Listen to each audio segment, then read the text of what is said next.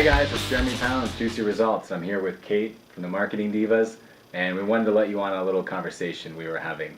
Last week we went to go see a client, and they actually said during the meeting that they thought social media was a fad. So Kate, let me ask you, we've been asked this before, is social media a fad? Well, considering we started our business to do social media for companies, I hope it's not a fad. Otherwise, I'm in big trouble. But no, definitely, I do not think it is a fad. Do you think it's a fad? Well, when someone tells me that social media is a fad in a meeting, or if they ask that, I say, you know what, you're probably right.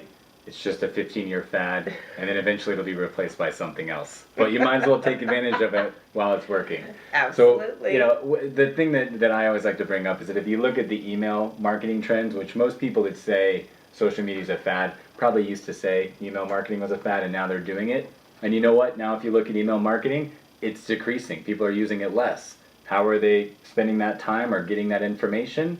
It's probably through a social media channel like Twitter or Facebook or something else. So while email usage is actually declining, social media usage is growing, and that means all audiences. The fastest growing segment of social media is actually an older crowd. I don't know the exact numbers, but I believe it's the baby boomers, especially at the upper end of the baby boomers. They're getting on social media even faster.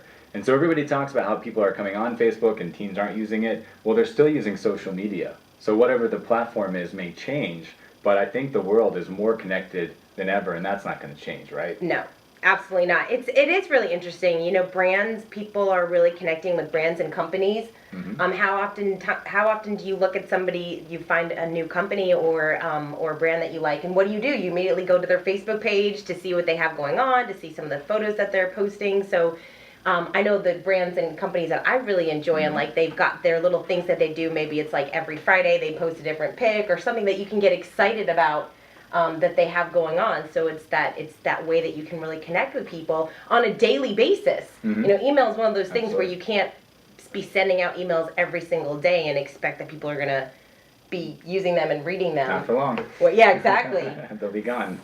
So now, I mean, it's interesting to see how companies and people are getting really creative on social media and whether they're using Twitter or Instagram. I mean, there's so many different platforms that it's fun for people. It's fun to see what people are doing to really connect with the audience, with their audiences. Yeah, and let me use an example to show you how ingrained social media is in our culture now. 15 years ago, if you had a bad experience on an airline, you'd tell everybody you knew, and you were mad. You swear you're never going to fly that airline.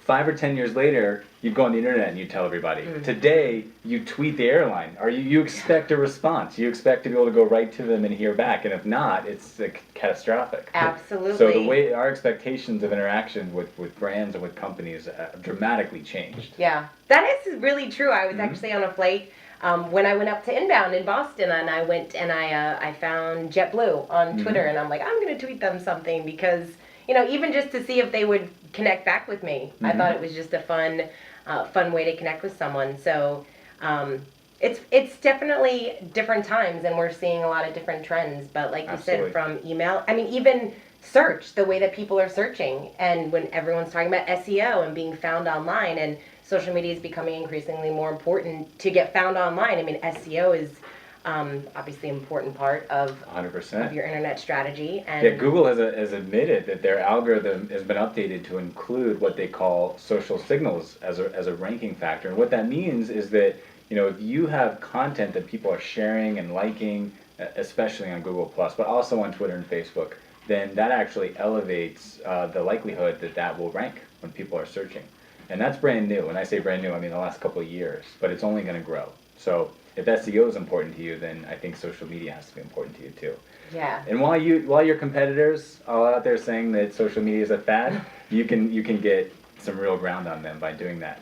So before the fad runs out, if you want more tips on social media marketing, visit juicyresults.com and marketing.